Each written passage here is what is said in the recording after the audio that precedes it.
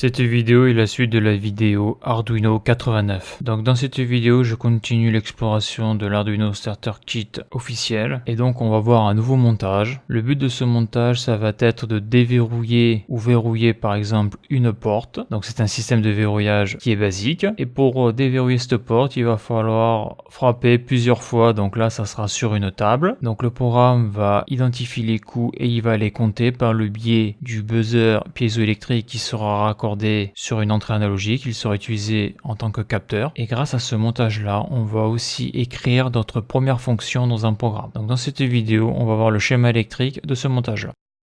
Alors voici le schéma électrique que l'on va câbler sur la platine DC. Donc le but de ce montage, ça va être de faire un système de verrouillage, donc basique. Donc l'idée c'est quoi? L'idée c'est qu'on a un servomoteur. Ce servomoteur peut tourner donc de 0 à 90 degrés. Donc lorsque le servomoteur sera à 0 degré, la porte sera ouverte. Lorsqu'il sera à 90 degrés, la porte sera fermée. Donc c'est comme un système de fermeture. Et donc pour pouvoir ouvrir cette porte, pour pouvoir la déverrouiller, on va mettre un buzzer piézo que l'on va câbler donc sur une entrée analogique. Donc le fonctionnement, c'est un système de verrouillage basique. Suivant le nombre de coups portés sur une surface, donc le nombre de coups sera défini à 3. Le servomoteur déverrouille une porte, 0 degré porte ouverte, 90 degrés porte fermée. Donc ici on a le buzzer piézoélectrique, ici on a le servomoteur. Donc on va utiliser le buzzer en capteur pour détecter les chocs. Donc comme on l'a vu avec la vidéo où je parle pour la première fois du buzzer, le buzzer peut être raccordé donc sur une sortie de l'Arduino, ce qui fait qu'il pourra émettre du bruit ou du son avec la fonction tone.